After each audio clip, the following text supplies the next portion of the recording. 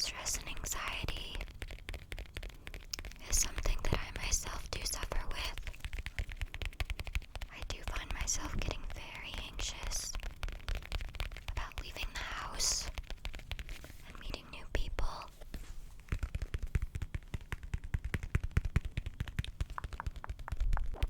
A good way that I have found myself able to cope with it is to remind myself that others feel this way quite often, and that it's not rare. That the strangers that I may encounter, I might make friends with, have close bonds with, etc., are probably experiencing some of the same exact anxieties that I do.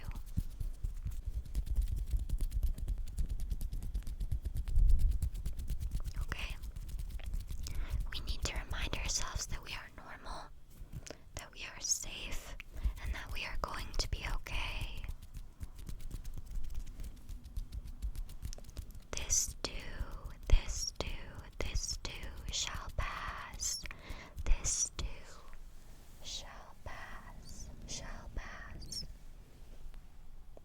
I don't think we really are always very conscious of how our past experiences still affect us. I myself have suffered many things that still affect me to this day. And on any given Tuesday afternoon, I realize something else that was very negative and still affects me.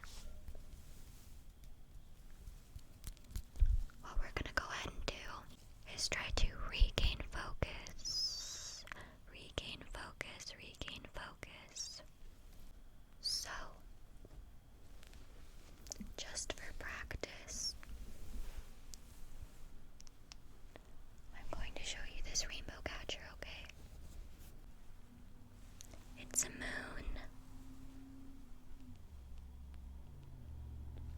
I often look at the moon and talk to the moon when I feel a little bit lonely.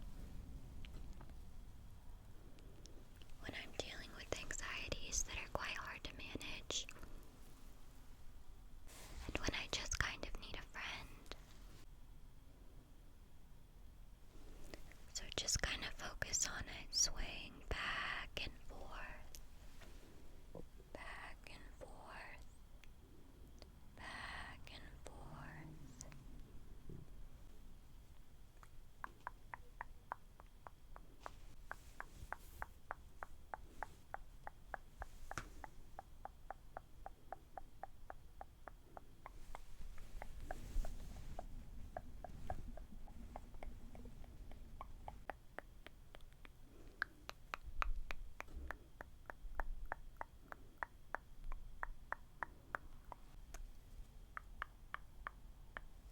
Thing about past experiences is that we ourselves kind of can forget the way they affect us on a daily basis when it comes to a lot of our traumas and anxieties and stresses and our losses. Okay?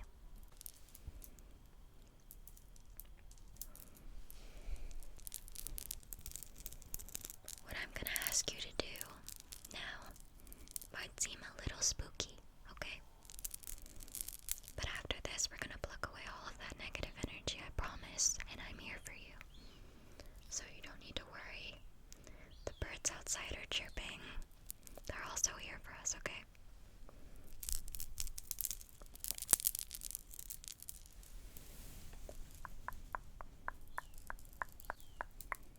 What I'm gonna ask you to do is, I'm gonna ask you to think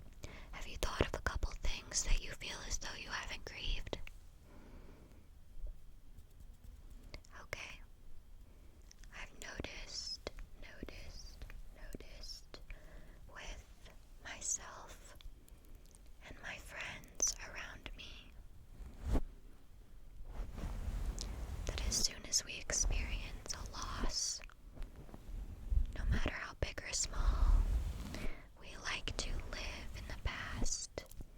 In the past, past, past, past. We dwell in the past. We run back to the past. We expect it to remedy our suffering and our sadness. We cannot bear our new presented reality. But what we're going to do today is lay it all on the table. Look at it for what it is. And ask ourselves, do we deserve to move forward? Do we deserve to take what we have endured and to turn it into strength? Because the only path out of the woods is moving forward with the strength gained from processing our grief, okay? Now that we've thought of a couple things that deserve our attention and our healing, I have this magical tool. I'm going to use it to kind of pluck, pluck, pluck, pluck, pluck, pluck away at these negative feelings of suffering and anxiety and overthinking. Okay? Pluck, pluck, pluck, pluck, pluck, pluck, pluck, pluck. And as I continue to do this, I want you to sort of sit with the idea of a future where you are no longer at a war mentally with your experiences, whether it be subconscious or conscious. Pluck, pluck, pluck, pluck, pluck, pluck. I think all of us find ourselves running back to the past to feel safe, because in our minds we glamorize and glorify what it is we cannot have, and we ache for a reality that is not our own. And we deserve to feel safe in knowing that what we have endured has made us so much stronger. Pluck, pluck, pluck,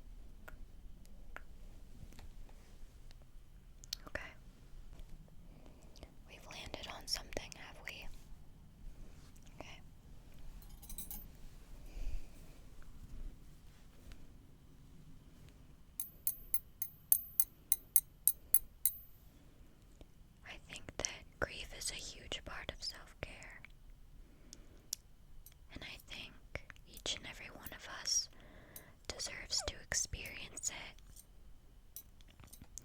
through and through. I can't say for myself if grief truly ever has an end point, but what I can say is that when you have grieved your losses, no matter how big or small, you find yourself at a very peaceful point where you are no longer